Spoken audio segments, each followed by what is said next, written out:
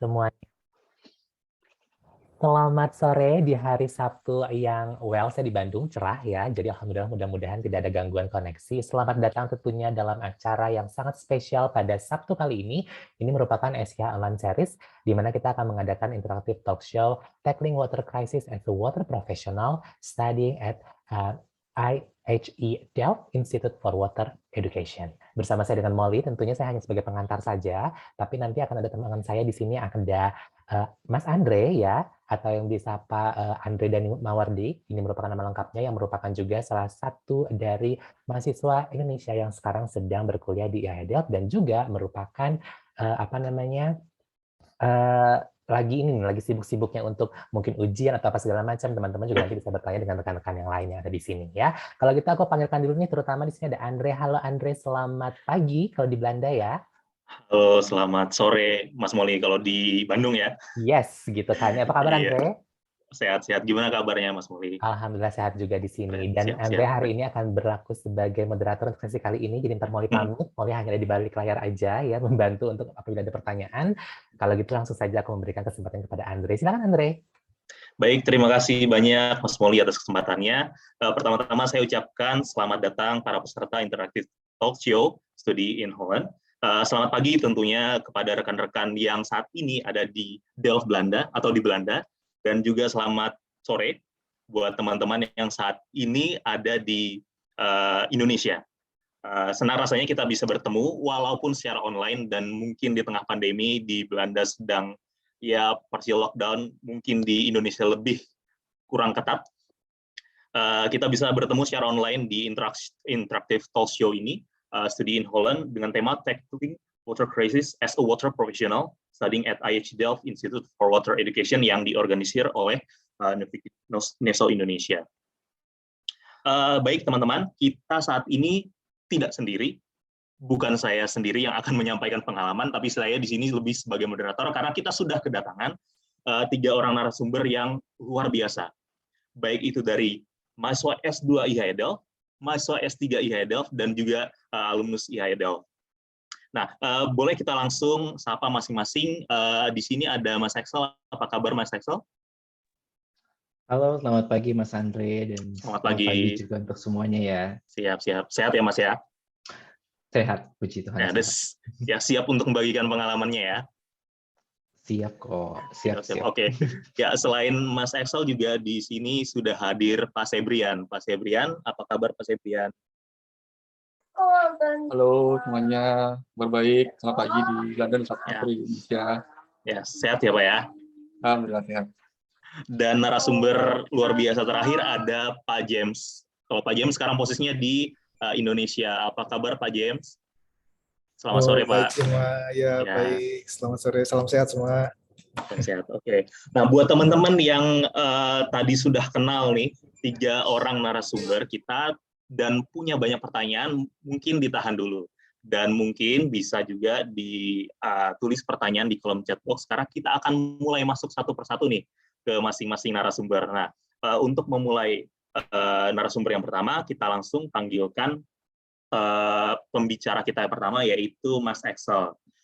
Saya akan bacakan CV Mas Axel secara singkat. Nama lengkap beliau adalah Ignatius Axel Komop. Pengalaman kerja terakhir sebelum lanjut di studi S2 di IAE Delft sebagai Senior Quantity Surveyor di PT Siloam Hospital International. Background akademik beliau adalah lulusan dari Universitas Udayana dan melanjutkan studi profesi insinyur di Universitas Indonesia, dan saat ini sebagai mahasiswa S2 di IAE Delft. Kemudian yang sudah saya sampaikan, beliau juga merupakan narasumber yang luar biasa karena sudah ada beberapa penghargaan yang beliau terima, salah satunya sebagai peraih beasiswa LPDP Dikti Sunet, batch pertama, dan kemudian penghargaan lainnya adalah Young Leaders Indonesia dan Nutrifood Leadership Award. Sangat luar biasa. Oke, Mas Axel, boleh ya kita langsung mulai masuk ke sesi tanya-tanya dulu nih, tapi dari pertanyaan saya sebelum nanti teman-teman akan bertanya lebih lanjut.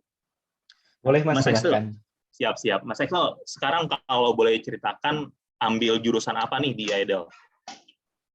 Oke, Mas.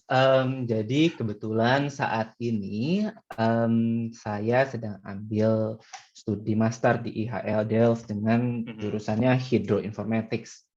Mungkin bagi Hydroinformatics. iya betul. Mungkin bagi teman-teman mungkin terdengarnya asing ya. Ini Hydroinformatics nih jurusan apa? Kayak gitu. Jadi Hydroinformatics ini adalah gabungan antara teknik sipil air dengan sistem informasi seperti itu, dengan IT lah kalau bahasa umumnya. Jadi yang kita pelajari di sini adalah bagaimana kita mengoptimalkan programming atau kecerdasan buatan untuk men-tackle isu-isu daripada di dunia air itu sendiri, Mas. Seperti itu. Oke. Jadi memang relate dengan topik hari ini. Dan ternyata belajar air bukan cuma ukur di lapangan, kemudian ukur debit misalnya seperti itu. Ternyata juga kita bisa gabungkan dengan teknologi. Luar biasa nih Mas Axel. Nah, tapi mungkin pertanyaan yang umum buat teman-teman peserta di sini adalah kenapa sih memilih studi S2-nya di Belanda? Seperti itu. Apa sih spesialnya? Saya pikir kalau kita bicara tentang teknik sipil air di Belanda, kita udah tahu semua ya bahwa di Belanda itu salah satu tempat yang paling baik untuk belajar tentang air. Tidak hanya tentang geografisnya saja, tapi juga dari terobosan-terobosan yang sudah kita buat di Belanda, seperti itu. Dan kebetulan kalau dibuat saya secara pribadi, di IHE Delft itu sendiri ataupun di Belanda itu studinya itu memenuhi terhadap apa yang saya cari selama ini, yaitu tentang bagaimana kita bisa menyelesaikan masalah-masalah air, namun juga dengan menggunakan teknologi-teknologi terkini, seperti itu, Mas. Jadi semua yang saya cari itu kebetulan juga ada di Belanda ataupun di fakultas saya sekarang. Oh, di Delft. Oke. Iya, Nah, betul. Tadi kan sudah disampaikan tentang jurusannya dan ada gambaran sedikit. Nah, alasan Mas Axel sendiri kemudian mengambil jurusan itu, mungkin juga jarang jurusan itu ada di Indonesia. Apakah itu juga relate sama pekerjaan Mas Axel, atau mungkin nanti gambaran karir Mas Axel ke depan? Kalau misalkan terhadap pekerjaan saya sebelumnya mungkin tidak terlalu relevan ya.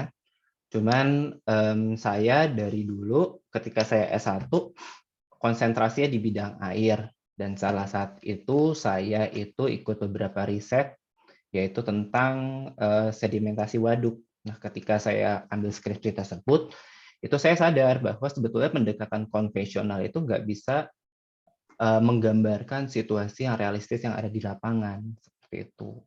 Jadi ya saya saat itu bertanya-tanya gimana sih kira-kira pendekatan ataupun perhitungan yang kita buat itu bisa mendekati dengan apa yang sebetulnya terjadi, seperti itu, Mas. Oke.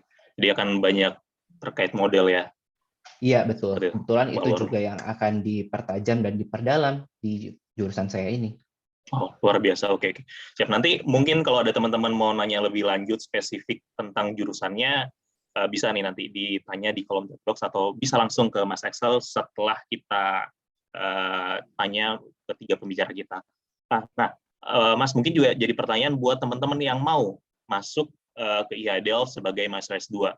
Kira-kira prosedur seleksi masuk di IHE Delft waktu Mas Axel daftar, kemudian sampai keterima itu apa saja sih, mulai dari persiapan sampai tiba di IHE Delft sebagai mahasiswa S2? Boleh diceritakan nggak? Oke. Jadi kalau untuk pendaftaran di IHE Delft itu sebenarnya cukup sederhana ya teman-teman. Yang pasti kalian sudah harus punya dokumen-dokumen berkas awal.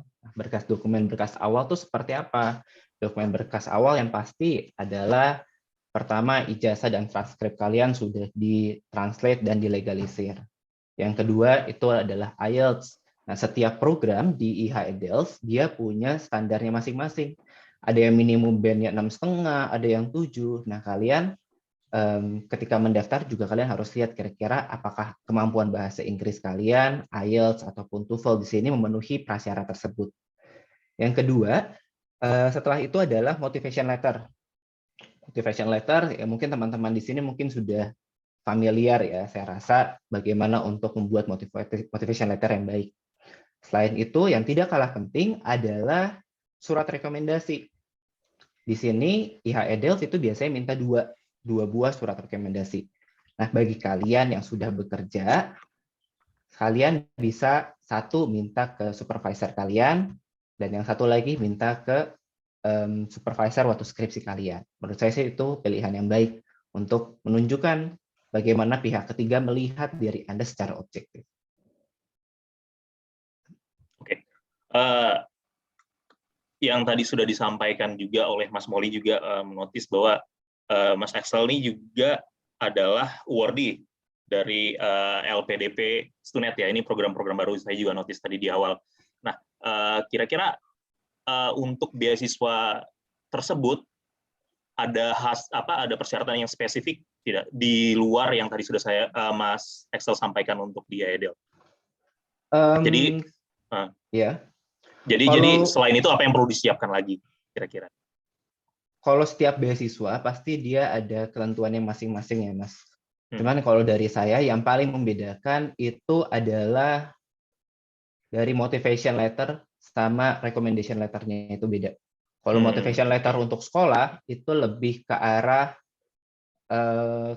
apa sih yang sebenarnya kamu pengen cari di sini, hard skill apa yang pengen kamu pelajarin di sini. Tapi kalau misalkan untuk motivation letter untuk beasiswa itu disesuaikan juga dengan visi misi daripada sponsor dananya itu sendiri. Misalkan kalau tadi konteksnya adalah Stunet dan LPDP, motivation letter-nya harusnya dititik beratkan kepada kontribusi apa yang kamu bisa berikan kepada Indonesia ketika kamu mempelajari studi kamu di tempat tujuan itu. Gitu. Kalau menurut saya perbedaannya tuh di situ. Tapi kalau dari berkas-berkas awal ya pasti sama sih rata-rata. Oke, siap. Nah, buat teman-teman yang saat ini sudah mulai nyari-nyari beasiswa, nanti bisa ditanya lebih lanjut ke Mas Axel di sesi tanya jawab. Tapi selain LPDP maupun Stunet sendiri, ada tidak beasiswa-beasiswa untuk S2 lain yang di IAEDEL yang Mas Axel ketahui? Kalau di IAEDEL justru syukurnya banyak banget ya. Dan ini saya rasakan sendiri ketika saya daftar di IHE. Jadi saya dulu daftar IHE udah dari setahun atau 2 tahun yang lalu, cuman masih belum dapat beasiswa tuh. Cuma dapat LOE-nya aja. Dan kebetulan stafnya IHE itu baik banget. Mereka ngasih banyak banget opsi beasiswa seperti ada Rotary, ada Erasmus, ada World Bank, ada Stunet juga, LPDP, OTS, OKP, itu banyak banget. Jadi bagi teman-teman yang udah dapat LOE dan pengen belajar, gak usah khawatir. Pilihan beasiswanya banyak dan kesempatannya juga banyak. Dan itu semua ada di website-nya IHE. Oke, siap. Website-nya adalah www.un/ihi.org kalau nggak salah ya. Gitu. Tapi bisa nanti searching juga di website IHE mengenai beasiswa tadi. Jadi memang sangat-sangat banyak. Nah, itu sudah disampaikan Mas El di kolom chat box. Oke, tadi kita sudah bahas mengenai jalan cerita background Mas Axel sebelum sampai IHE dan beasiswanya apa saja. Kemudian yang paling menarik juga adalah setelah menjadi mahasiswa S2 di IHE nih, kira-kira kehidupan akademik Mas Axel sebagai mahasiswa S2 di IHE seperti apa sih? Susah tidak kira-kira belajarnya? Apa sih juga yang membedakan dengan waktu S1 nih di Indonesia? Kalau saya jujur, susah. Susah ya? Bahkan lebih susah daripada yang saya ekspektasikan. Oh, oke. Saya nggak bohong, karena kalau saya dulu S1 itu saya aktif di sekolah dan saya bisa lakuin banyak hal, di sini juga bisa, cuman kita harus punya komitmen lebih. Karena kalau di IHE Delft itu di jurusan saya saat ini, itu kan waktu studinya 18 tahun ya, 18 bulan ya Mas. 18 bulan dan 1 tahun pendalaman dan 6 bulan sisanya gitu kita tesis. Nah, itu kalau dari pengalaman saya itu pressure-nya tinggi, tuntutannya tuh tinggi. Jadi kita diharapkan untuk belajar secara mandiri dan kita tuh tidak selamanya akan dikasih di kelas gitu loh. Tapi mereka yang saya syukuri adalah di IHE dan teman-teman yang lain itu mereka itu mau ngebantu satu sama lain untuk kita bisa paham atas materi kita itu sendiri. Tuh. Oke, siap ya. Ini jadi gambaran nih buat teman-teman yang mau lanjut S2 di IHE ya harus siap-siap dulu nih. Ekspektasinya harus ditingkatkan lagi nih standarnya. Nah, tapi selain berkegiatan akademik, kuliah, atau mungkin mengerjakan tugas-tugas, ada tidak kegiatan lain di luar akademik yang Mas Axel lakukan selama di IAE? Selama kurang lebih 4 bulan ya, Mas ya? Sudah Iya, di saya sih kalau di sini ya, kegiatan non akademiknya itu paling banyak yang saya lakukan itu adalah saya biasanya nge-gym, fotografi, tapi juga saya yang paling penting sih buat saya saat ini itu saya bikin koneksi sama teman-teman sih. Oke. Teman-teman S2 atau S3.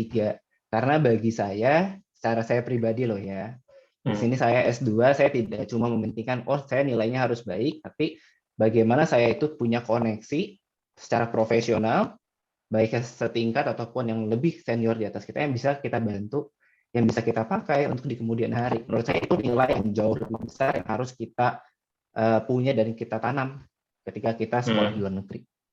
Ya, karena mahasiswa IHE Delft juga bukan hanya dari Asia juga ya Mas ya, tapi juga dari negara-negara lain, bahkan benua-benua lain juga ada di IHE Delft ya Mas ya.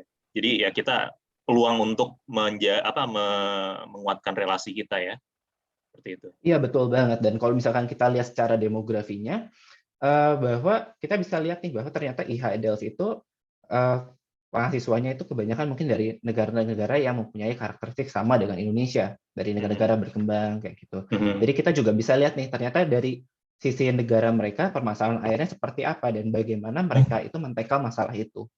Nah kalau kita itu nggak bangun koneksi itu, kita nggak mau mendekatkan diri ke teman-teman kita, itu gimana kita bisa dapat informasi-informasi seperti itu? Kayak gitu. Oke, siap. Nah, tapi kalau nanti kira-kira setelah Mas Axel lulus dari IHE Delft, tepat waktu, mudah-mudahan tepat waktu ya. Kira-kira amin lah, Mas. Iya, amin. Kira-kira rencana gambaran karir Mas Axel seperti apa nih? Dengan sudah banyaknya ilmunya nanti akan ditempuh dan diemban selama di IHE Delft. Kalau saya secara pribadi ya, saya itu pengen ke Afrika sebetulnya. Karena beberapa proyek di IHE kan ada, dan teman-teman rekan kita juga ada yang punya proyek tesisnya di sana di Afrika. Saya pengen ke sana seperti itu. Keren. Untuk skala lebih lanjutnya setelah lulus, ini kalau Tuhan diberi jalan, saya pengen coba beberapa proyek UN Water. Wow, keren. UNDP kayak gitu. Mungkin ya karena kita di satu lingkup dengan UNESCO juga mungkin jalan ke situ lebih mudah ya Mas ya untuk IHE Delft sendiri. Nah, ini pertanyaan berikutnya, boleh tidak share sedikit tips untuk bisa keterima di IHE Delft dan mungkin juga bisa keterima beasiswa LPDP Stunet dari pengalaman pribadi Mas Axel? Kalau saran untuk bisa dapat LOA dan beasiswa ya, kalau saya bisa katakan itu yang paling penting itu jujur sih. Karena terkadang kalau kita nulis motivation letter untuk sekolah, untuk beasiswa, kadang kita terlalu memuluk-mulukkan alasan kenapa saya harus belajar di sini, kenapa harus milih saya gitu.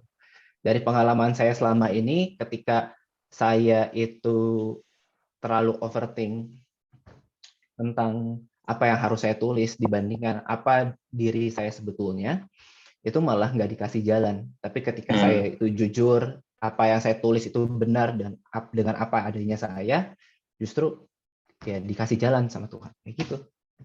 Jadi kalau saran saya ya buat teman-teman, selain yang berkas juga jujur terhadap diri, apakah kalian emang pengen S2 apa tidak, perlu S2 apa tidak. Karena perjuangannya sebetulnya bukan cuma sampai, oh saya dapat S2, sekolah keterima, dapat beasiswa.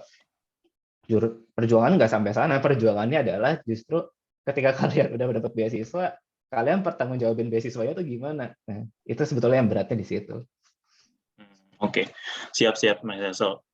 Oke, tadi itu pertanyaan dari saya untuk Mas Axel. Nanti mungkin teman-teman bisa elaborasi, tapi sebagai informasi buat teman-teman di sini, peserta, bahwa saat ini untuk tahun 2022 ada program baru ya, Master of Science-nya di bidang Water and Sustainable Development. Nanti mungkin teman-teman ingin tanya lebih lanjut ke Mas Axel, atau juga bisa bertanya kepada kami, melalui kolom chat box atau secara langsung kita bisa elaborasi pertanyaannya. Karena ini program baru nih, kita juga akan coba cari tahu lebih dalam kalau misalnya nanti ada pertanyaannya kita tidak mampu menjawabnya.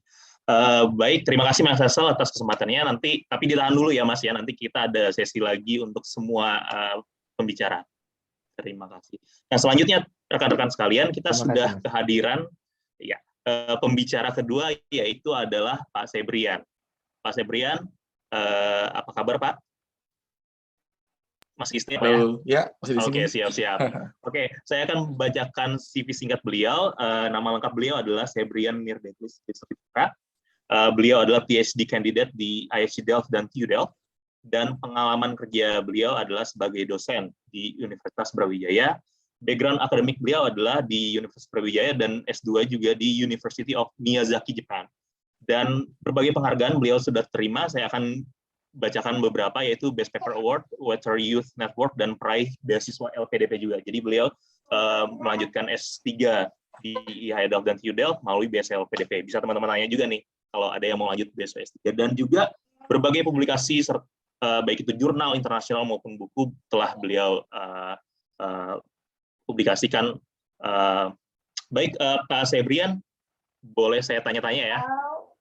Kalau tadi saya nanyanya terkait permasalahan atau pengalaman Mas Hassel S2, ini sekarang lebih ke S3-nya. Tapi pertanyaan di awal juga sama.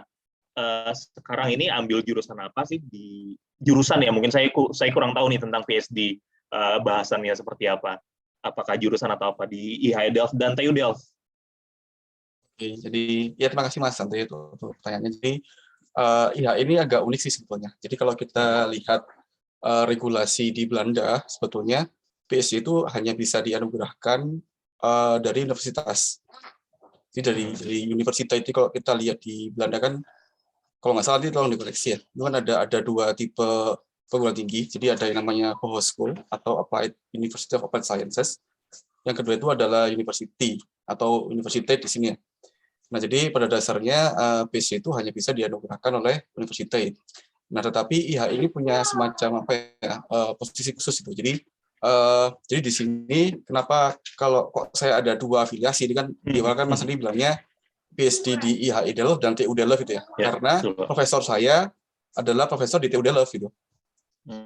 Tapi beliau juga profesor di IHE. Jadi memang di IHE itu banyak sekali beberapa profesor dari beberapa kampus yang kerja di Delft. Contohnya sementara ini di IHE itu ada profesor dari Wageningen juga ada di IHE, kemudian dari Universiteit van Amsterdam juga di IHE, ada Groningen, kemudian juga ada Twente, itu sehingga secara iklim kami itu bisa berinteraksi dengan banyak orang dan banyak universitas di Belanda itu, sehingga memang menarik sekali.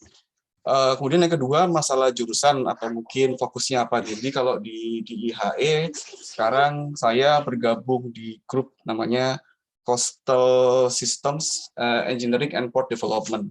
Di bawah jurusan namanya Coastal and Urban Risk and Resilience. Seperti itu. Oke. Menarik nih, tadi disampaikan ada di IHE dan TU Delft. Jadi mungkin buat gambaran rekan-rekan peserta sekalian, kalau mau melanjutkan S3 di Belanda atau di IHE Delft khususnya, nanti mungkin skemanya kurang lebih seperti itu. Nah, tapi pertanyaan yang sama juga dengan Mas Hassel tadi, kenapa sih memilihnya PhD di Belanda dan spesifik di IHE Delft? Karena tadi seperti yang saya sampaikan, background S2-nya Pak Sebrian adalah di Jepang nih. Seperti itu. Kenapa kemudian beralih ke, apakah mau mencari benua lain nih, pengalaman di benua lain gitu, Mas? Salah satunya itu sih. Ya, jadi seperti yang disebutin Mas Hassel juga, mungkin sama juga alasannya kayak saya di Belanda itu kan sepertiganya ada di bawah air, sehingga semua orang tahu bahwa emang orang-orang Belanda dan negeri Belanda itu sangat terkenal akan know-how-nya lah tentang bagaimana how to cook water. Gimana caranya mereka bisa survive selama beberapa ratus tahun lah atau beberapa abad ini, bisa hidup di bawah air tapi tetap bisa manage air dengan baik. Jadi satunya itu sih yang membuat saya terinspirasi kenapa kok saya kepingin ke Belanda, karena saya emang kan ada suatu istilah ya, katanya kalau kita ingin belajar ya datanglah ke tempatnya itu. Kemudian ya harus berinteraksi dengan orang-orangnya sehingga kita bisa menyerap banyak ilmu dari mereka. Sehingga itu sih pertama yang saya pingin belajar dari negeri Belanda itu. Kemudian yang kedua jelas adalah profesor itu. Jadi profesor saya saat ini, Profesor Danur Rufing, itu adalah satu top notch-nya lah di bidang coastal engineering itu. Beliau mendapatkan beberapa penghargaan internasional dan beliau home base-nya di IHE itu. Sehingga saya langsung aja approach beliau yang sekarang di IHE. Sehingga itu. Yang ketiga, alasannya mungkin juga berpengaruh sedikit ya terhadap diri saya, hidup saya itu ya. Dulu saya S1 di Teknik Pengairan di Malang ya, di Brawijaya. Dan ketika itu banyak sekali dosen-dosen senior yang alumninya dari IHI Delft gitu. Jadi kalau zaman itu ada yang gelarnya dibilang itu ada Dipel HE itu dia, wah keren banget ya ada Dipel HE-nya. Terus saya tanya-tanya, ternyata dari Delft, dari Belanda. Sehingga saya dari awal banyak terekspos dengan IHE. Jadi itulah kurang lebih kenapa kok bisa memilih IHE sebagai kampus tujuan. Siap. Oke, Mas. Nah, ini juga mungkin pertanyaan, karena ini spesifik, PSD dan MSc pasti akan berbeda. Prosedur untuk seleksi masuk di IHE Delft untuk PSD itu seperti apa sih? Karena tadi apalagi ada dua institusi hostnya ya. Betul. Jadi sebetulnya standar ya. Karena PSD itu ada research pada dasarnya dan kita jadi harus bisa approach dulu nih ke profesor yang kita tuju. Jadi kalau PSD itu kita harus tahu kita pengennya risetnya apa ya. Kemudian kita mencari profesor mana sih yang paling bagus untuk saya atau paling cocok dengan saya itu kan ya. Jadi kita pertama harus approach profesor nih. Itu yang malah paling susah karena kita tahu lah ya profesor kan kerjanya banyak sekali. Terus saya dulu pernah tuh ngintip inbox-nya, nggak ngintip sih, kan kelas pernah lihat ya. Kan dulu saya pernah duduk sebelahnya profesor saya kan. Emailnya beliau tuh yang belum dibaca sampai 1000 berapa gitu loh. Bayangin, wah. Jadi butuh waktu nih untuk bisa dapat attention dari beliau tuh loh. Ada email dari seseorang random dari Indonesia itu kan ya. Jadi pertama itu, jadi kita harus bisa caranya gimana ya approach profesor itu agar aware terhadap kita. Nah, kalau saya dulu kebetulan saya ketika masih master dan baru masuk dosen juga pernah kayak satu frame lah sama beliau dan saya approach itu. Awalnya di situ. Itu pun juga butuh waktu sekitar 2 tahun lah untuk bisa meyakinkan beliau. Yang kedua jelas risetnya lah. Jadi kita harus punya novelty, punya keunikan, apa sih riset kita yang membuat berbeda, dengan apa yang baru, sehingga profesor itu bersedia menjadi pemotor kita. Nah, yang berikutnya lebih standar, yang ikutin standarnya kampus lah, misalkan tadi ada IELTS itu harus, kalau nggak salah 6,5 ya, ketika itu 6,5, di mana ratingnya minimal 6,5 dan speaking gitu minimal. Kemudian ijazah S1, S2 yang diakui oleh pemerintah Belanda, jadi kita harus kirimkan ke IHE, nanti IHE yang mengecek semuanya. Kemudian motivation letter, apalagi ya, transkrip pastilah ya. Dan beberapa itulah intinya sih reference letter dan abstrak tesis kita. Oke. Jadi kalau untuk PSD lebih spesifik kita harus pendekatan ke profesornya dulu ya Pak ya. Betul. Karena kalau pengalaman saya sih waktu itu mengirimkan sama juga email ke profesor di sini tapi yang nggak dibaca juga. Mungkin karena tadi banyak email inbox-nya gitu ya. Iya. Kalau saya inbox emailnya juga banyak Pak, cuma isinya mungkin iklan. Gitu aja. Jadi pendekatan beda. Nah, Pak Sebrian sendiri juga ke IHE Delft ini melalui beasiswa LPDP. Nah, apakah ada tahapan khusus untuk beasiswa LPDP ini dan kemudian apakah LPDP mengharuskan kita diterima dulu di IHE Delft, sudah ada LOE-nya atau seperti apa Pak? Ya, jadi untuk LPDP itu mungkin bisa jadi tiap periode berbeda-beda ya. Tapi secara umum sih kalau LPDP kita ada beberapa kategori ya, ada yang targeted group, ada yang reguler, ada yang mungkin beberapa kita kriteria itu. Nah, di situ kita pastikan kita masuknya kriteria mana. Kalau saya karena dulu saya adalah dosen di Katudi, masuknya ke kriteria LPDP Budi atau beasiswa unggulan dosen Indonesia. Nah, untuk Budi itu kita harus punya LOE dulu nih. Sehingga memang tahapannya harus pastikan punya LOE dulu. Nah, LOE dari IHE ini berlakunya 2 tahun sebetulnya. Jadi kita bisa pakai nih LOE untuk kemana-mana, misalkan mau coba apply di mana saja bisa kita cobalah, nggak terikat di LPDP.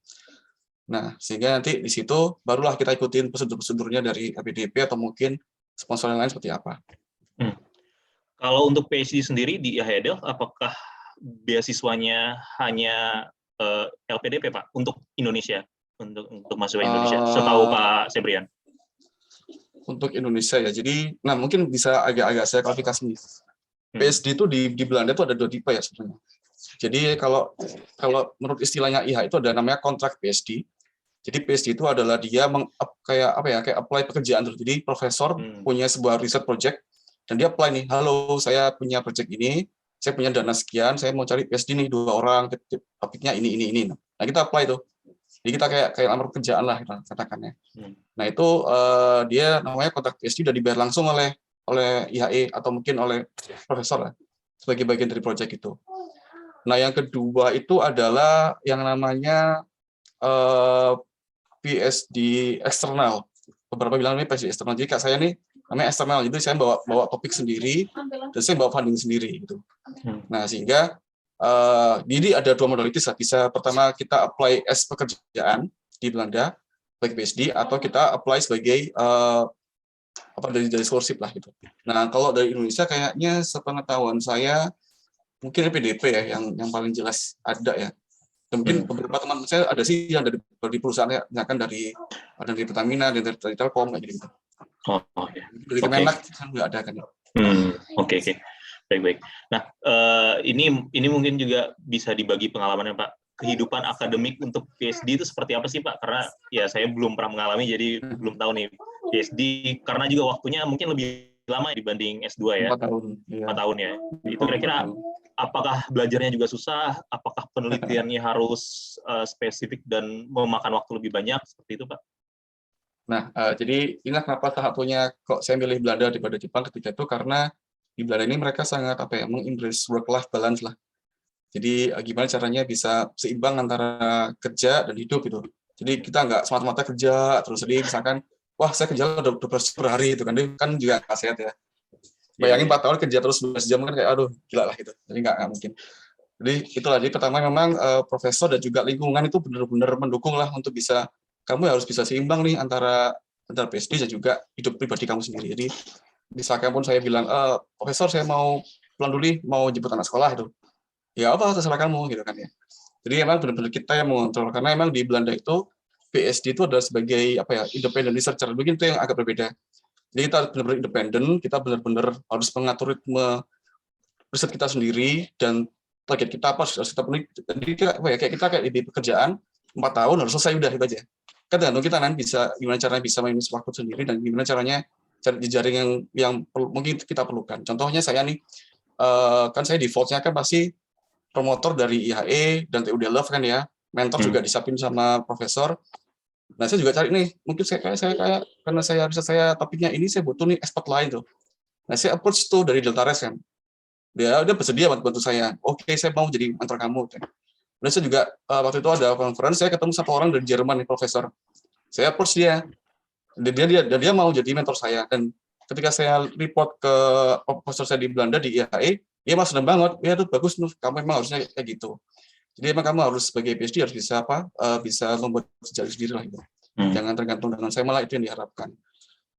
Kalau pressure pasti jelas lah, kan. Jadi ya itu kan ya kayak jadi setiap 6 tahun sekali itu di Belanda itu semua institut riset dievaluasikan ya. Dan ternyata tahu nggak bahwa IHE ternyata masuk sebagai satu outstanding lah research institute di Belanda. Nah kalau outstanding berarti kan memang pressure-nya jelas ya, tinggi banget. Jadi emang ekspektasi saya itu ternyata jauh lebih tinggi yang harus saya kerjain daripada apa yang saya pikirin. Lumayan stres juga awal-awal dulu. Siap.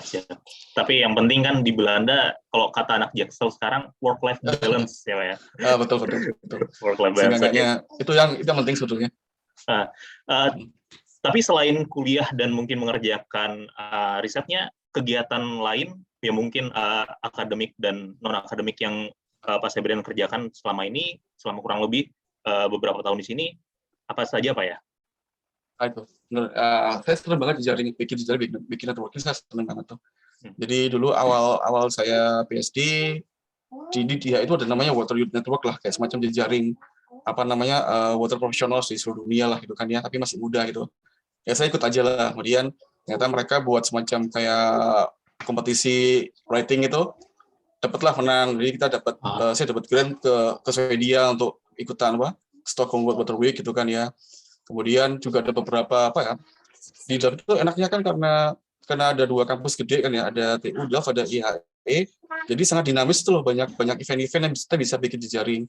Dan saya juga ini dapat grade juga dari Novimeso nih kemarin, kami bikin taruhnya training dengan kampus kami di Brawijaya di Malang. Jadi memang banyak sekali kesempatan. Siap. Kalau untuk proyek internasional sendiri sebagai tadi mahasiswa PhD di IHE Delft, apakah banyak dan bisa kita coba nih, Pak Sebrian? Banyak sekali dan sangat overwhelming, dan sampai kadang kita kayaknya nggak mungkin bisa gitu karena udah terlalu tinggi gitu. Jadi di levelnya dari yang Belanda sendiri, ada yang Eropa itu kan ya, kemudian ada yang memang beberapa skim dari UN tuh. Dan memang kalau emang kita mau ya silakan aja itu, cuman memang harus bisa komitmen lah. Salah satu apa yang mau kita beresin dulu, apa nih mau PhD, apakah emang mau jejaring mau kita lebarin atau gimana. Tapi emang kesempatannya luar biasa banyak. Siap. Oke, keren. Ini pertanyaan terakhir Pak, tapi dari saya. Nanti mungkin setelah dari Pak James lagi, nanti kita akan tetap bertemu lagi untuk membahas pertanyaan dari peserta. Kira-kira nih setelah lulus, walaupun kita tahu Pak Sebrian kan dosen di Universitas Brawijaya, rencana pengembangan karir maupun riset nanti sebagai dosen berhubungan dengan IHE Delft seperti apa kira-kira? Ya, jadi pertama pasti saya harus bisa jaga jejaring lah ya. Jadi sekarang ini kita punya jejaring yang bagus dengan IHE, itu yang harus bisa kita jaga. Kemudian ya saya juga tetap ingin karena saya dosen ya, jadi passion saya kan di pendidikan ya, ingin ngajar. Saya ingin gimana caranya agar kita punya jejaring yang baik dengan Belanda ataupun dengan negara Eropa yang lain, dan kita bisa bikin sebuah membuka banyak kesempatan bagi anak Indonesia loh, untuk bisa pergi belajar ke tempat yang luar biasa kayak di Belanda atau di Jerman, di Prancis itu. Dan beberapa skim yang bisa kita bikin, karena kan siapa lagi nih duta Indonesia yang bisa membantu ya kita bagi alumni LPDP atau alumni dari Belanda yang bisa mendorong untuk banyak anak-anak Indonesia yang pintar berprestasi untuk bisa dapat kesempatan lebih. Sepakat. Sangat setuju dengan apa yang disampaikan oleh Pak Sebrian. Oke, Pak Sebrian, tadi itu adalah pertanyaan terakhir, tapi nanti kita akan bertemu lagi, Pak ya. Terima kasih banyak nih atas sharing dan pengalamannya. Oke, baik rekan-rekan sekalian, kita akan lanjut ke pembicara terakhir kita yang tentunya juga sangat luar biasa. Selamat sore, Pak James. Selamat sore, Oke, Andre, teman-teman semua. Ya, siap. Baik, rekan-rekan sekalian, saya akan bacakan CV singkat beliau sebelum saya akan tanyakan juga mengenai pengalaman beliau sebagai mahasiswa di IHE Delft. Oke, nama lengkap beliau adalah James Sulfat, kemudian beliau adalah alumnus MSc IHE Delft 2015-2017. Pengalaman kerja beliau saat ini sebagai peneliti di Kementerian PUPR, serta background akademik beliau adalah S1 di Institut Teknologi Bandung, serta S2 di IHE Delft. Banyak penghargaan yang telah beliau raih, tapi saya akan bacakan yang di tahun ini saja, dan di tahun 2021 kemarin, dan itu sudah sangat banyak.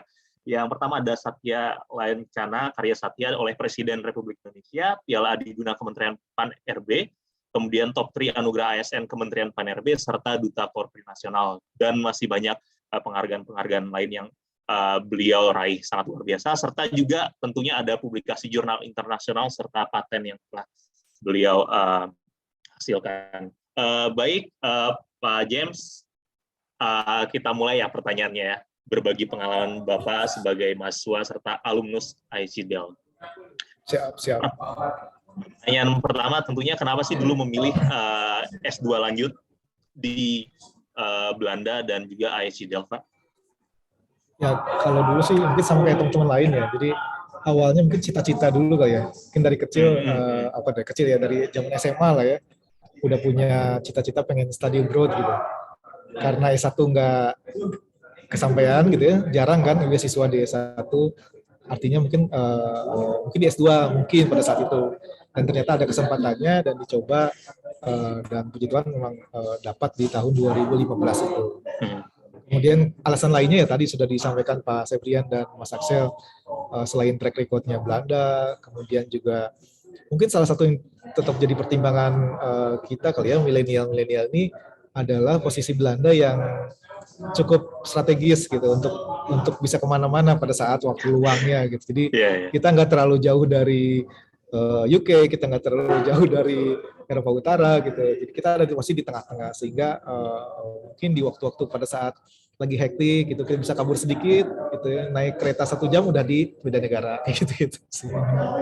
Ya kalau zamannya Pak James mungkin belum ada lockdown ya Pak ya. Kalau kami di sini ya harus Oh jaga iya jarak, betul terus habis itu betul. harus cari kelas kalau lagi lockdown dan bener-bener Benar. strict untuk keluar ya kita juga harus ya ngeliat dari Instagram aja Pak.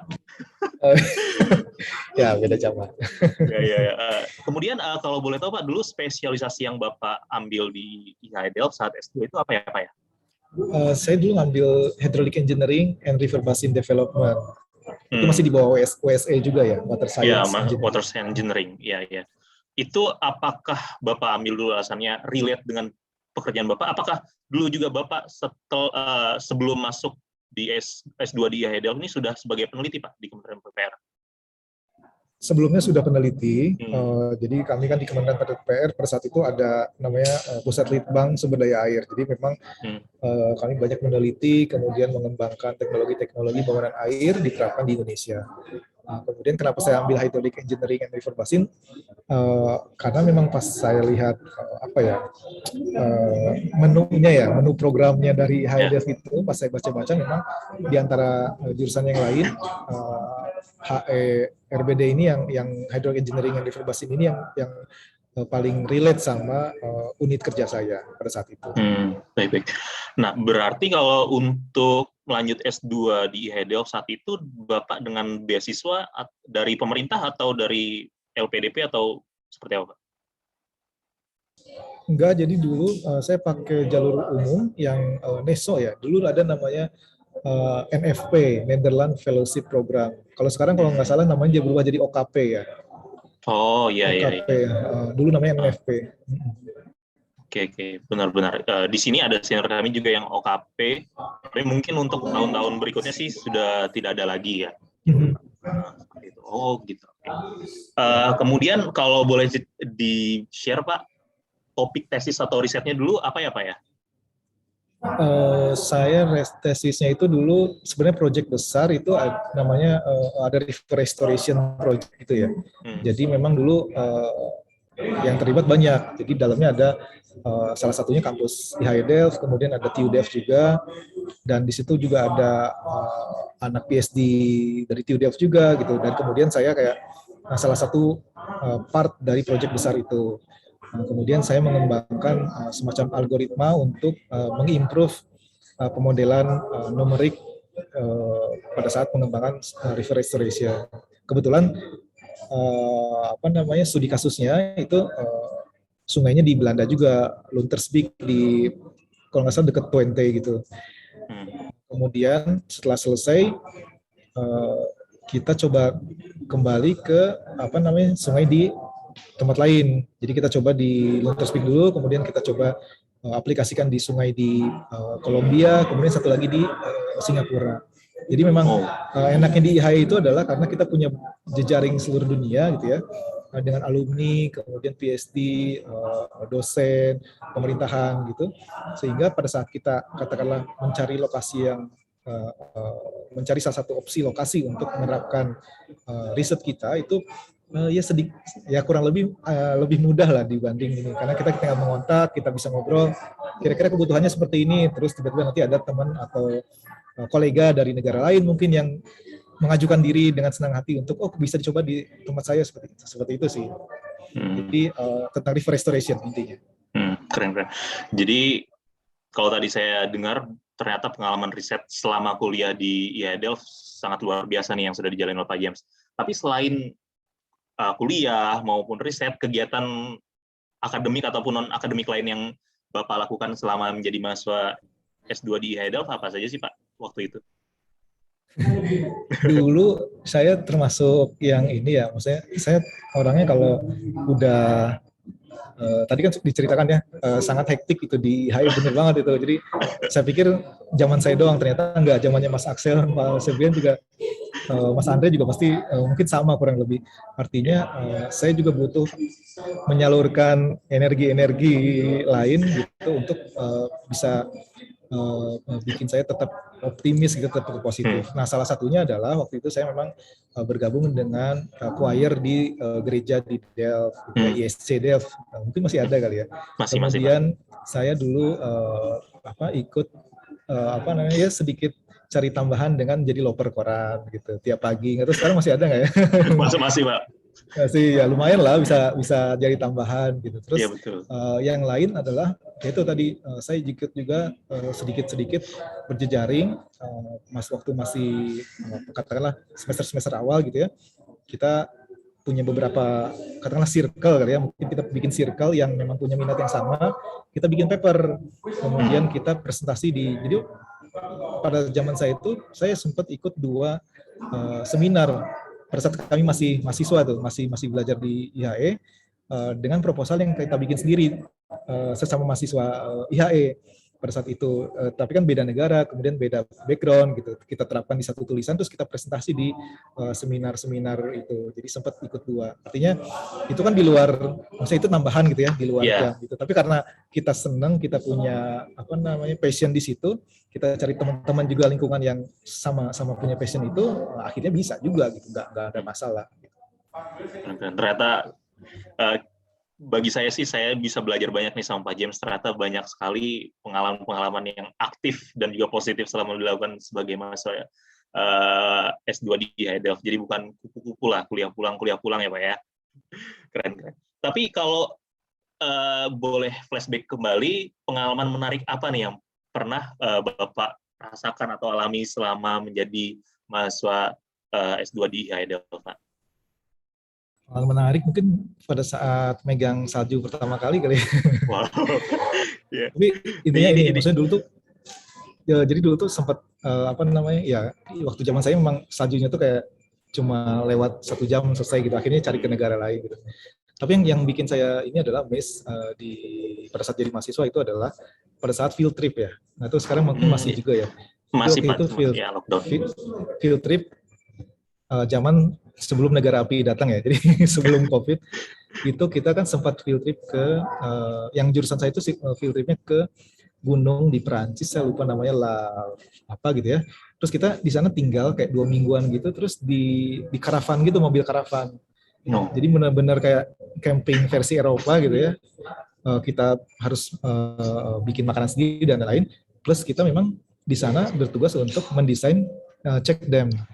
Jadi kita survei sendiri aliran sungainya, kita ukur sendiri, kita ukur batuannya sendiri, kita bawa alat-alat sendiri gitu sampai akhir 2 minggu, kemudian kita presentasi ke diajak presentasi ke Pemkotnya kali ya di situ untuk mempresentasikan hasil desain kita gitu. Jadi kayak udah dibawa ke profesional gitu, dan itu untuk saya pribadi itu sangat pengalaman yang luar biasa karena selain tadi pengalaman di negara lain juga berkolaborasi dengan teman-teman dari negara lain juga kan bukan hal yang mudah gitu, backgroundnya lain gitu ya, dengan bahasanya juga mungkin nggak semua bagus bahasa Inggrisnya gitu, termasuk saya gitu, tapi artinya kita bisa berkolaborasi itu udah sangat bagus. Keren. Nah tadi Bapak sudah sampaikan bahwa mahasiswa IHE Delft sendiri berasal dari banyak negara. Nah kira-kira karena Bapak sudah masuk ke dunia karir, apakah jejaring water profesional di IHE Delft ini sangat mendukung karir Bapak ataupun lulusan IHE Delft? Jadi buat saya pribadi, setelah saya lulus kan 2017. Itu saya 2018, kemudian 2019 itu sempat tetap bolak-balik gitu ya ke Delft gitu. Pertama ada 2. Yang pertama adalah saya ikut konferensi, di mana konferensi itu saya membawa katakanlah riset kolaborasi, sehingga saya masih punya hubungan yang baik dengan dosen pembimbing saya, Ibu Madam Crossato ya, kalau ini Alessandra Crossato, sehingga setelah saya lulus, kita masih tetap komunikasi, kita masih melanjutkan riset yang tadi saya kerjakan gitu ya. Terus kita bawa ke beberapa seminar, ke beberapa jurnal gitu. Jadi paling tidak di 2 tahun ke depan itu malah masih tetap berkolaborasi dengan salah satu PhD yang juga udah kembali ke Columbia, juga kita masih research gitu. Jadi sampai 2020 kemarin kita masih publish satu riset lagi gitu terakhir. Dan setelah itu sekarang masih tetap berkomunikasi tapi untuk coba menggali atau menjajaki tema yang lain gitu. Artinya memang saya selalu komunikasikan bahwa di Indonesia tuh seperti ini, kita ada problem seperti ini, terus kemudian ada masukan lagi. Jadi kita nggak komunikasinya kayak profesional gitu, kita nge-zoom terus yang kayak benar-benar rapat tentang pembahasan apa gitu, nggak aja kayak gitu, terus kayak ngobrol terus sana lagi ngapain gitu, terus ya sekilas aja saya bawa, oh di Indonesia tuh lagi seru ini loh gitu. Misalkan yang saya bawa kemarin kan di Indonesia sekarang lagi ngembangin sistem modular loh gitu, terus di sana oh iya, nah, jadi kayak saling menyambut, ngasih masukan, nah kayak gitu.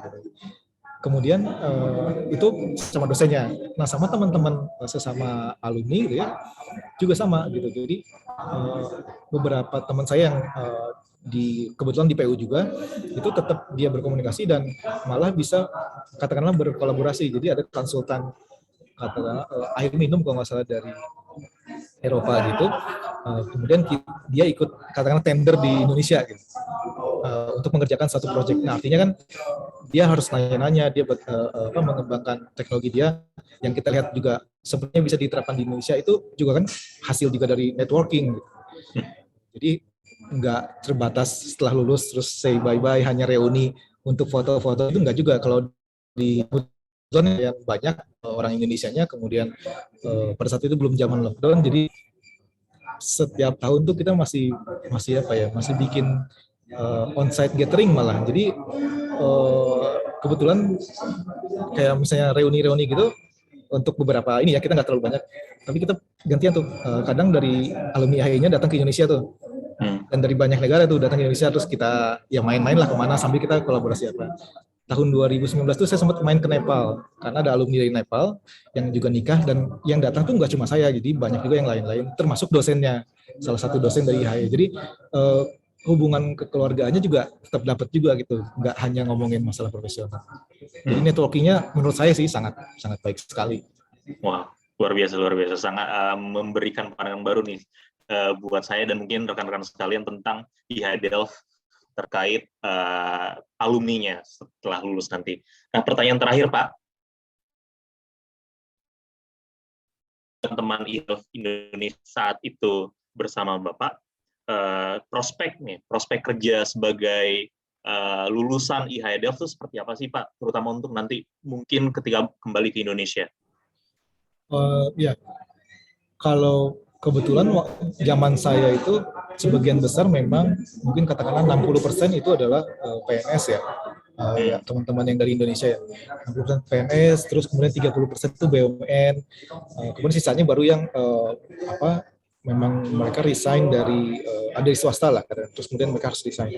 Artinya untuk yang 80% tadi kan kembali itu udah langsung kembali ke unit kerjanya masing-masing kan, seperti saya langsung kembali lagi ke kemudian menerapkan lah katakanlah apa yang mereka dapat, dan sisanya itu yang saya lihat termasuk juga yang di luar Indonesia ya, skill yang mereka dapat di IHI itu juga memang sangat katakanlah cukup untuk bisa mereka mengembangkan, apakah membuat banyak beberapa alumni yang saya kenal gitu, mereka membuat katakanlah startup water resources gitu ya di Eropa, kemudian juga ada juga yang di Indonesia juga gitu. Artinya nggak hanya kembali lagi selain gitu ya, selain mungkin apply juga ke institusi katakanlah pemerintahan atau BUMN, juga untuk mengembangkan entrepreneurs di bidang sumber daya air juga sangat besar peluangnya gitu. Kemudian di pemerintahan sendiri, untuk pemerintahan sendiri, kalau di Kementerian PU ini memang alumni IHI-nya lumayan banyak. Tadi mungkin seperti Pak Sebrian juga ya, senior-senior saya juga cukup banyak memberi saya insight gitu ya tentang bagaimana IHI Delft gitu. Bagaimana pengaruh IHI Delft di Kementerian PUPR ini dalam arti teknisnya ya. Jadi banyak ahli-ahli katakanlah di senior-senior kami yang memang lulusan IHI Delft. Nah, makanya juga itu salah satu pertimbangan saya untuk masuk ke IHI Delft waktu itu. Oke, siap. Terima kasih banyak Pak. Jadi sudah mungkin yang tadi masih ragu terkait, wah nanti habis lulus dari IHDL mau kerja seperti apa, sudah terjawab lah dari jawaban Bapak. Dan juga mungkin Mas Axel kira-kira tadi mau mengembangkan karir, bisa nih bikin startup setelah nanti lulus. Baik, terima kasih buat Mas Axel, Pak Sebrian, dan juga Pak James atas pertanyaan tadi. Sekarang kita masuk ke pertanyaan dari peserta. Silakan kalau misalnya ada yang mau bertanya langsung, bisa raise hand untuk menyampaikan pertanyaannya. Namun di kolom chat box sudah ada beberapa pertanyaan yang saya lihat. Kita langsung ke pertanyaan pertama ini. Ini dari Mbak Rahel. Ini mungkin ke Mas Axel atau Pak James. Untuk program Master S2, apakah juga menggunakan tesis selain motivation letter, CV, dan IELTS British Council Certificate? Mungkin mungkin Mas Axel bisa bantu jawab.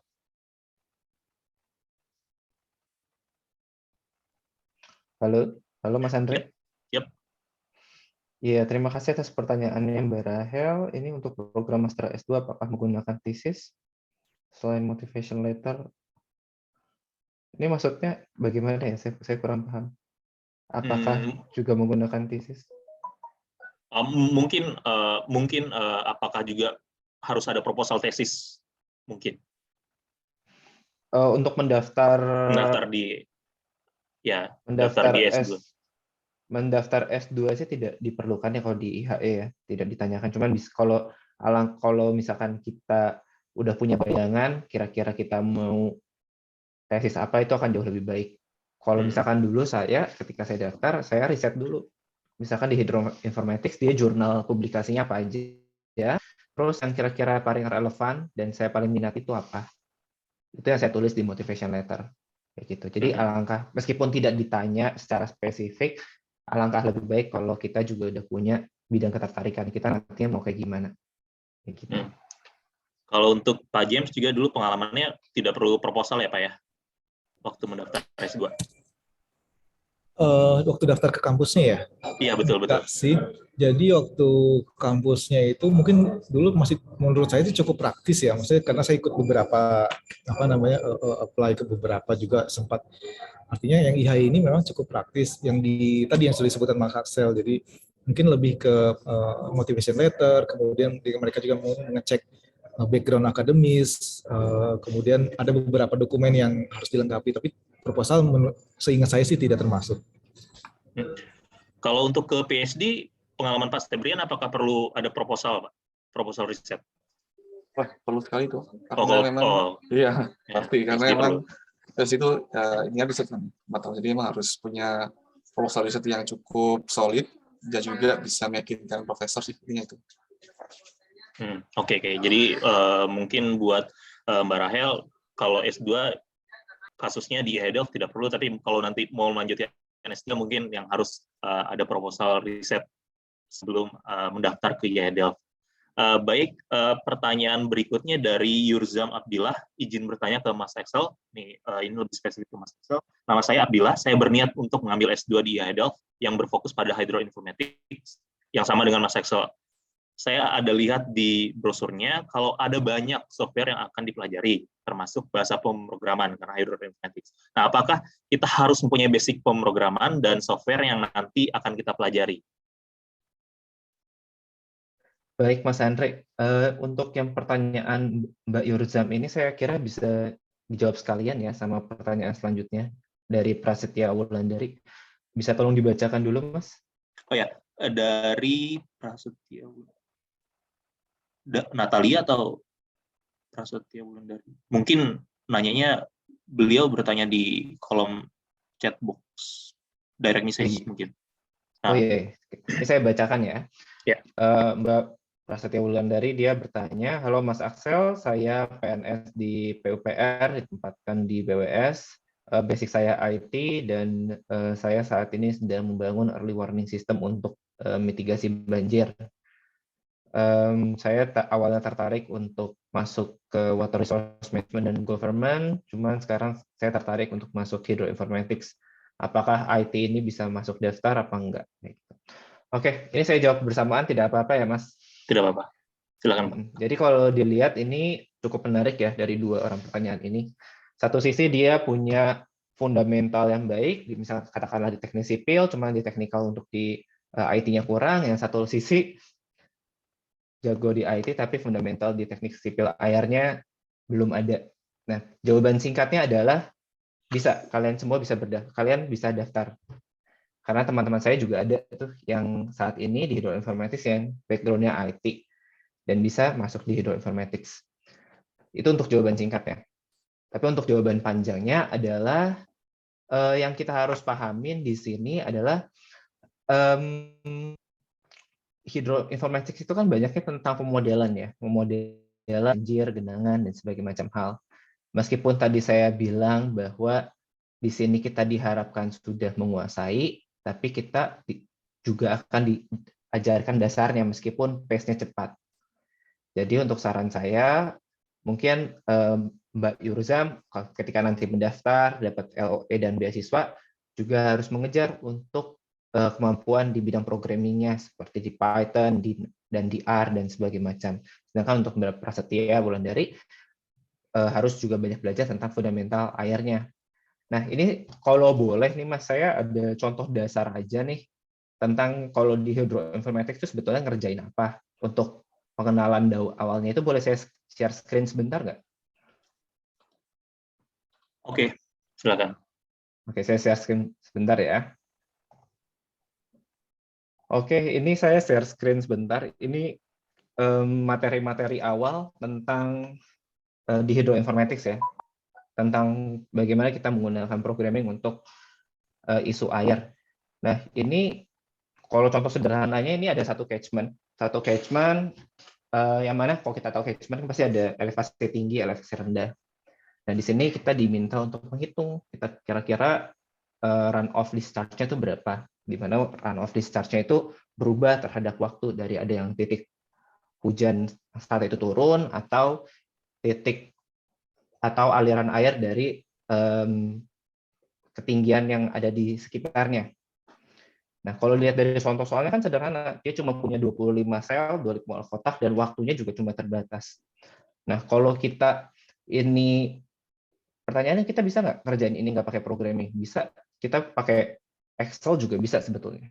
Coba pertanyaannya kalau kita nanti bikin ini dalam catchment yang besar gimana? Kan nggak mungkin gitu loh. Nah, di sini kita pakai programming sebetulnya.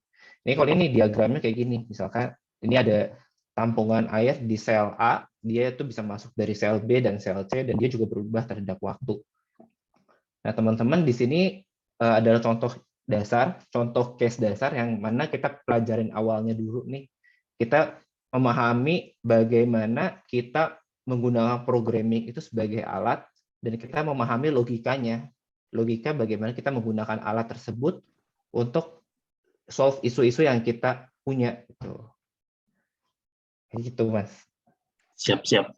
Oke, mudah-mudahan sudah menjawab pertanyaan dari tadi dari Mas Abdillah ya. Dan juga tadi yang direct message ke Mas Axel tadi kurang lebih sudah berapa SKS tuh Mas? Setengah SKS kali ya. Kita bisa buat kelas nanti kalau boleh. Oke, terima kasih Mas Axel. Kita ke pertanyaan berikutnya dari Mbak Raya lagi. Saya lihat ada dua pertanyaan yang kurang lebih mirip. Apabila kita ingin mengambil studi di sana tanpa ikut scholarship alias program murni, bisa tidak untuk ambil program master di ISC Delft Institute? Pasti untuk cost living tanpa beasiswa lebih mahal, ya mungkin sekitar ratusan juta. Sama ini juga saya lihat ada pertanyaan yang mirip dari Mbak Rahel juga, Mas James, Pak James. Saya mau bertanya untuk program master S2 di sana, jika saya tidak menggunakan program scholarship, diperbolehkan tidak? Karena saya belum pernah mengikuti scholarship, saya ingin program mandiri, dan saya juga ingin mengambil kelas Dutch juga di sana, bukan kelas internasional. Apakah diperbolehkan juga, Mas James, kalau kita bisa berbahasa Belanda? Kira-kira dari Pak James, ada pengalaman tidak? Ya, thank you. Tadi mungkin pertanyaannya yang ke saya, apakah bisa tanpa beasiswa atau tidak? Dan kedua, apakah bisa yang Dutch kelas ya Dutch, atau tidak? Ini mungkin saya harus diupdate lagi ya. Ini sepengetahuan saya karena saya kan ikut programnya tahun 2015 sampai 2017. Kemudian berarti itu kan sudah 5 tahun yang lalu paling tidak.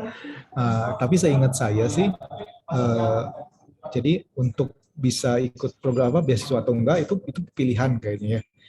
Karena dulu seingat saya di angkatan saya juga ada yang tidak menggunakan beasiswa. Jadi artinya yang penting bisa funding secure-nya, mau pakai jalur yang manapun sepertinya sih bisa, seingat saya. Nah, hanya memang untuk pertanyaan yang kedua adalah setahu saya juga bahwa IHE ini tidak punya kelas yang berbahasa Belanda. Jadi kalau tidak salah sih udah kelas internasional aja satu ya. Regular kelasnya itu kalau nggak salah kelas internasional. Mungkin akan berbeda dengan di TU Delft mungkin ya. Saya mungkin mohon update-nya Pak Andre, Pak Sebrian, dan Mas Axel. Apakah sebenar seperti itu? Tapi saya ingat itu seperti itu. Jadi di IHE ini semua internasional kelas, artinya pakai bahasa Inggris. Malah memang di IHE ini didorong atau dikasih katakanlah link atau network untuk kita untuk kursus bahasa Belanda, tapi itu pun tujuannya adalah untuk kita bisa berkomunikasi sehari-hari dengan katakanlah orang Belanda yang lainnya. Padahal memang pada sehari-harinya pun orang Belandanya juga gampang sekali untuk diajak berbahasa Inggris gitu, tidak menjadi keharusan kita harus berbahasa Belanda. Seperti itu sih dari saya, Pak Andre. Kalau dari Mas Axel atau Pak Sebrian, apakah ada tambahan untuk menjawab pertanyaan? Betul ya dari yang Pak Zulfan bilang, emang dari dulu kita nggak ada program yang bahasa Belanda, kita bahasa Inggris semua. Dan emang untuk dari pendanaan itu bebas sih, kita mau bayar sendiri silahkan, kalau mau daftar beasiswa silahkan. Kalau saya lihat sih mungkin pertanyaannya mungkin karena beliau bisa bahasa Belanda juga ya, jadi dia pengen ambil kelas Belanda. Saya rasa sih meskipun di IHE itu tidak ada kelas yang bahasa Belanda, tapi kemampuan bahasa Belanda tuh sangat vital sih saya rasakan di sini. Jangankan jauh-jauh ketika nanti saya telah lulus, sekarang saja ketika saya di sini saya mau daftar intern atau saya daftar kerja sampingan, mayoritas requirements-nya adalah selain bahasa Inggris adalah bahasa Belanda. Jadi saya rasa sih sangat penting ya untuk kita juga bisa bahasa native. Bukan cuma sekedar profesional, tapi juga bagaimana kita bisa mendekatkan diri kepada rekan-rekan kita yang di sini ataupun masyarakat lokal. Karena kan mereka pasti merasa lebih diterima ya, mereka merasa pasti lebih senang ketika kita juga mau belajar bahasa dan budaya mereka di sini.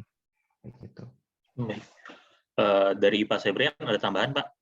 Ya, mungkin namanya dikit. Sebelumnya saya mau salaman sama Mas James nih, sama developer dulu dari ternyata kita. Sama pelopor pagi. Ya, jadi kalau untuk graduate school di Belanda, saya tahu saya pasti kebanyakan bahasa. Jadi kalau S1 memang kebanyakan banyak yang bahasa Belanda. Bahkan kalau kita di TU Delft itu malah cuma satu nih yang bahasa Inggris, cuma aerospace engineering. Lainnya semua harus Dutch kalau S1-nya. Kalau S2 semuanya malah Inggris tuh di TU Delft, gak ada tuh yang bahasa Belanda sepengetahuan saya sampai saat ini. Bahkan juga kalau dikatakan di Jakarta itu juga sama tuh kayaknya juga kebanyakan bahasa Inggris malah S2-nya. Dan tapi juga harus bahasa Inggris gitu. Jadi memang kayaknya sih Belanda sekarang udah mulai mengarah ke mana internasionalisasi deh makanya. Jadi hampir semua yang graduate school tuh harus bahasa Inggris. Kalau masalah beasiswa sih emang gitu benar sih kalau bisa bebas, bisa self funding ataupun juga dari scholarship. Terserah sih, tergantung malah. Baik. Siap.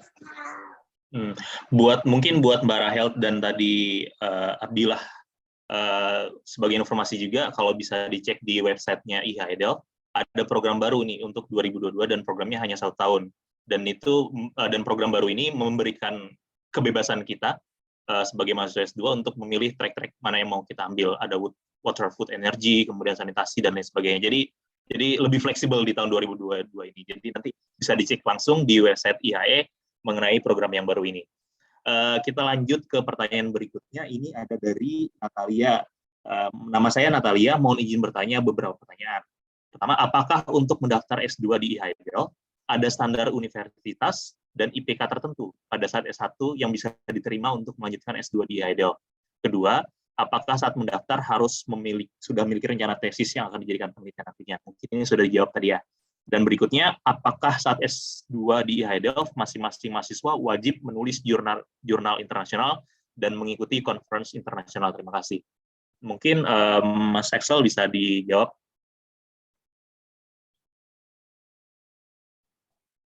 Halo Mas.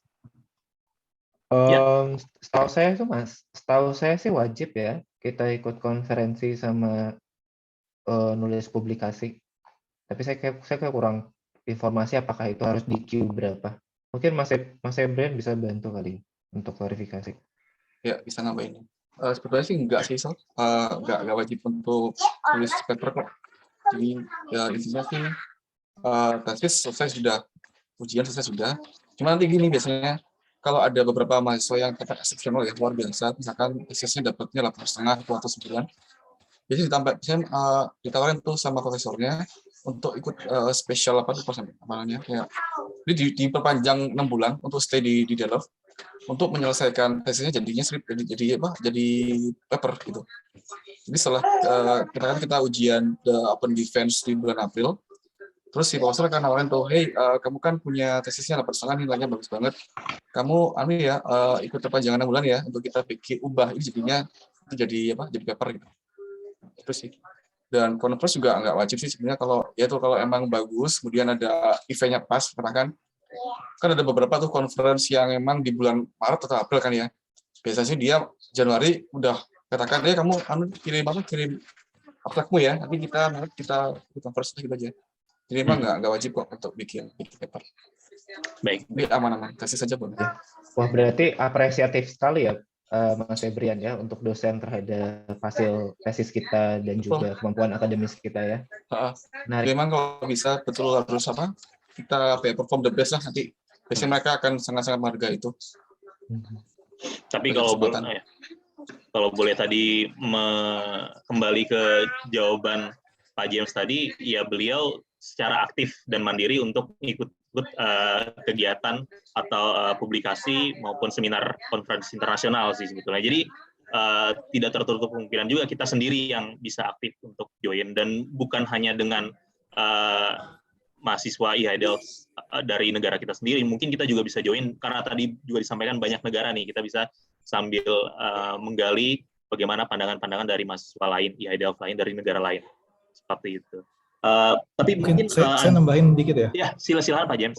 Jadi mungkin itu lebih ke pilihan kali ya, pilihan aja. Jadi kalau memang kita punya passion di situ, terus kemudian kita punya materi, itu harus punya materi juga kan untuk menulis paper dan itu. Artinya mau punya materi yang baik dan menarik, itu pasti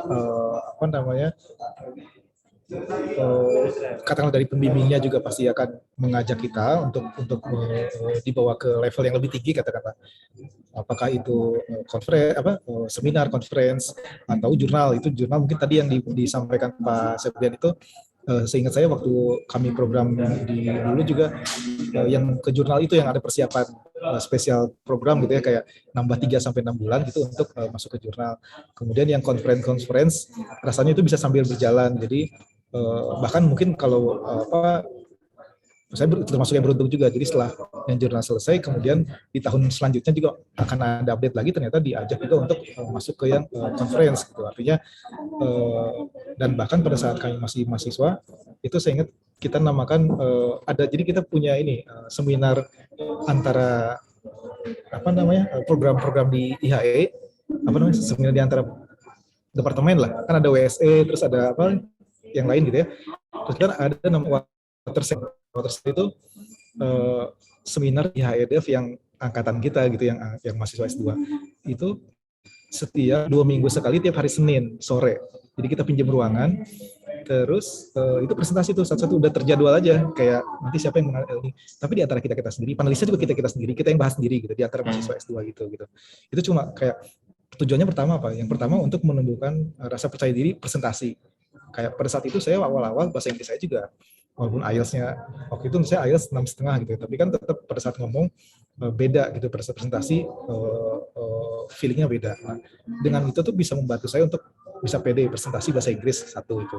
Yang kedua membawa materi yang ternyata di negara lain itu ada masalah ini dan ada solusinya ini. Nah itu yang dulu juga kita gali dari negara-negara lain seperti itu sih.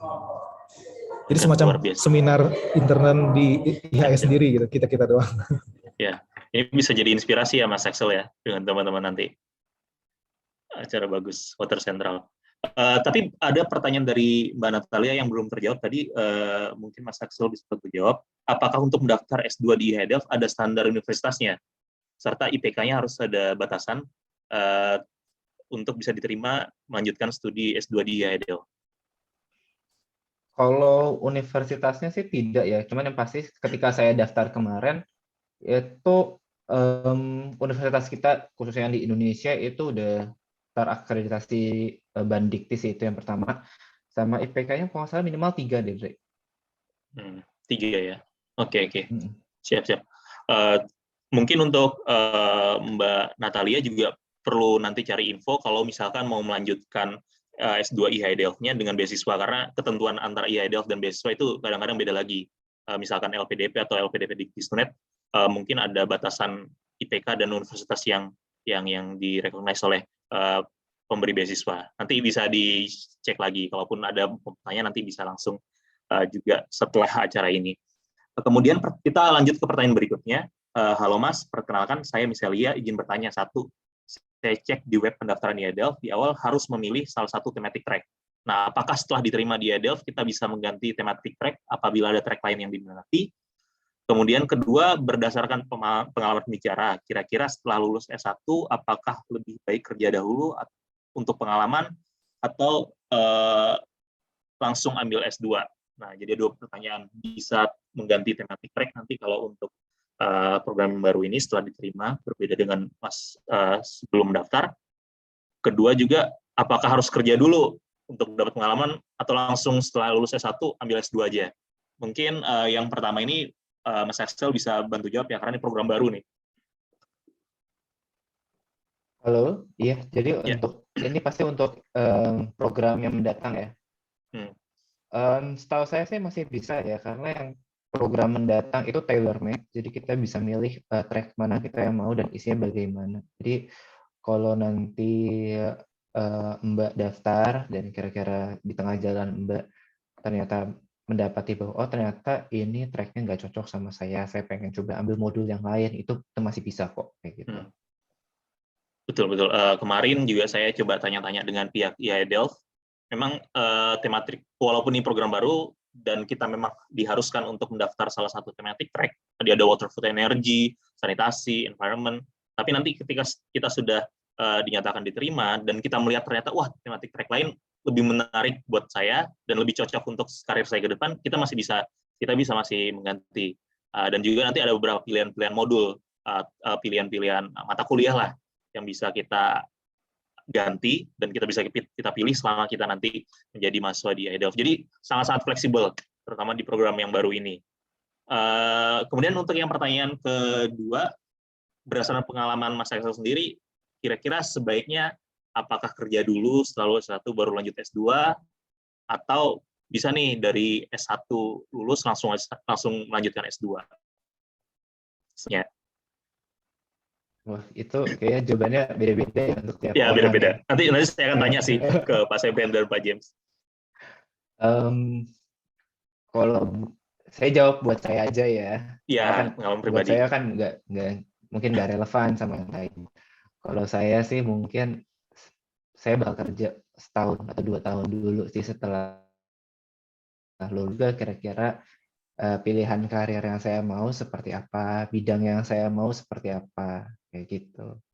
Karena kan studi kan juga butuh waktu kan, butuh waktu, dan untuk sekolah di luar negeri khususnya kan juga perjuangannya juga banyak dari awal. Jadi emang nentuin motivasi dari awalnya emang udah harus kuat juga sih. Oke, terima kasih. Kalau dari Pak Sebrian sendiri, mungkin waktu yang S2 ya Pak ya, waktu S2 di Jepang, apakah dulu sempat bekerja dulu, apa sudah jadi dosen dulu atau asisten dosen dulu, baru kemudian melanjutkan S2 di Jepang, atau langsung dari S1 melanjutkan studi S2-nya? Ya, kalau saya sih dulu gini, apa yang saya dapat duluan itu saya ambil. Jadi dan kebetulan habis lulus S1 bulan Agustus ya masalah dapat beasiswa langsung ke Jepang. Jadi nggak lama sekitar sebulan langsung lanjut S2. Malah belum wisuda malah ketika itu langsung ngambil sekolah. Gitu. Jadi emang konsep saya ketika itu pokoknya saya dapat duluan ya saya ambil. Kemudian mumpung saya masih muda saya mendingan sekolah aja. Karena katakan investasi saya sekolah 2 tahun, karena umur saya masih sekitar di bawah 25 karena ketika itu saya mikirnya malah kalau saya ngambil S2 di luar negeri, saya masih punya banyak persepsi yang lebih luas tentang dunia. Mungkin siapa tahu dapat peluang yang lebih besar. Gitu kan, ya. Kemudian juga tergantung kita sih. Misalkan nih, kalau saya dulu kan juga sebetulnya ya, agak sedikit bocor dikit nih. Sebetulnya S2 saya pengen ke IHE sebetulnya, S2 saya, bukan ke Jepang aslinya. Oke. Tapi ketika itu beasiswa yang ada kan NFP. Nah, NFP itu masyarakatnya harus punya pengalaman kerja minimal 2 tahun. Ya. Nah, karena saya nggak punya pengalaman kerja, dan ketika itu ada beberapa opsi beasiswa. Saya kan memang dulu agak oportunis ya, pokoknya apply aja semua, terus dapat aja Jepang, ya udah pergi aja gitu. Jadi memang kayak tergantung kesempatan, tergantung cita-cita, dan juga tergantung apa ya, mungkin support dari teman sih. Memang supportnya ada, ya udah lanjutin, karena lagi rezeki ada keberuntungan ya sudah. Mungkin spesifik ya, nggak bisa tiap orang cuma ini. Betul. Ya, terima kasih. Kalau Pak James sendiri, pengalaman Pak James, apakah dulu berkarir dulu di Kementerian PUPR beberapa tahun dulu, atau sempat langsung lanjut gitu, beberapa bulan mungkin di PUPR? Iya, jadi kalau tadi ya, mungkin tiap orang punya ininya masing-masing ya, jalan hidupnya masing-masing gitu kebetulan. Kalau saya dulu memang habis lulus S1 itu kan langsung ke swasta dulu ya, sekitar 2 tahun, kemudian baru ke pemerintahan. Saya mungkin 5 tahun dulu di pemerintahan, artinya saya punya waktu 7 tahun dulu untuk profesional ya. Sehingga memang kelebihannya adalah saya bisa tahu nih kebutuhan saya apa gitu, sehingga mungkin akan, dan pada saat nanti saya lulus saya sudah tahu juga nanti saya akan bekerja di mana kan, karena saya akan kembali lagi, sehingga untuk orang-orang seperti saya yang memang masuk dulu ke dalam dunia kerja itu akan punya katakanlah sense of need-nya, tahu nih saya butuh memperkuat bidang ini karena nanti saya akan pakai untuk ini sehingga gitu. Nah, mungkin untuk teman-teman yang lain yang masih fresh graduate langsung langsung apply juga atau langsung sekolah S2 juga sebenarnya tidak ada masalah juga, menurut saya sih itu sah-sah aja gitu. Bahkan tadi salah satu keuntungannya adalah beliau-beliau ini masih muda, masih fresh, kemudian nanti pada saat pulang juga tinggal mengikuti perkembangan atau mengapply di mana yang memang dia suka atau dia passion gitu. Sedangkan saya kan artinya saya ada 7 waktu dulu yang dalam tanda kutip saya buang untuk saya menggali profesionalisme saya gitu ya. Nah, sehingga itulah ada plus minusnya. Jadi, tapi menurut saya itu dua-duanya sah-sah aja. Tinggal menyesuaikan dengan kondisi dari teman-teman sendiri. Baik. Gitu. Thank you. Siap, terima kasih Pak James. Dari teman-teman, apakah masih ada pertanyaan? Bisa juga disampaikan secara langsung kalau mau sekalian menyapa pembicara. Oke, mungkin saya juga bisa nanya nih, kira-kira kalau dari pengalamannya atau sepengetahuannya Mas Axel sendiri, kalau misalkan background apa saja sih yang kemudian di background pendidikan apa saja sih yang diterima di IHE Delft? Apakah hanya background-nya harus air, pendidikan misalkan teknik pengairan baru diterima di IHE Delft, atau bisa jurusan-jurusan lain dimungkinkan untuk diterima di IHE Delft? Jurusan lain juga bisa mendaftar ya Mas, seperti yang tadi saya bilang. Tidak harus melulu dari soal engineering, tapi yang mungkin beririsan seperti pertanian, lalu teknik pantai juga bisa sih. Jadi nggak harus yang pure benar-benar civil engineering itu enggak. Oke, kalau mungkin malah jurusan ilmu komputer bisa kali Mas ya, karena kan ada hydroinformatics tadi ya. Iya, kayak salah satu rekan saya di kelas juga dia computer science S1-nya. S1-nya computer science. Computer science seperti case-nya Mbaknya tadi, computer science dan masuk hydroinformatics nggak ada background air sama sekali. Makanya tadi waktu ada yang nanya, saya dulu IT, saya kerja di PUPR, bisa nggak ya daftar? Bisa banget menurut saya. Karena kalau dia kerja di PUPR untuk mitigasi banjir kan, at least dia udah tahu tuh dikit-dikit superficial tentang air tuh bagaimana kayak gitu. Baik. Jadi, Baik, ini pertanyaan berikutnya dari Mbak Rahel. Saya mau bertanya dengan Mas Excel, Pak Sebrian, dan Pak James. Di IHE Delft Institute, apakah untuk program Master S2 jurusan ekonomi atau untuk International Business Administration diharuskan mempunyai ranging usia? Karena saya kelahiran 84, tetapi di Pure RSIM ada batasan usia, biar saya keep dulu karena saya sedang memilih kampus terbaik di Belanda antara Your RSM, Maastricht School of Management, dan semoga di IHE Delft Institute tidak pakai ranging seperti di Groningen and Twente.